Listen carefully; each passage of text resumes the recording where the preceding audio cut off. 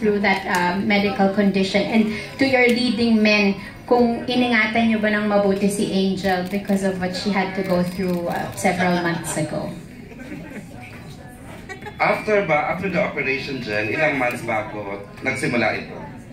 Actually, hindi naman right after po. Yung first operation ko po kasi is December, tapos yung isa po, Feb. Nag-start po tayo, direct kailan ko ba tayo nagsimula? Last month po kami nagsimula.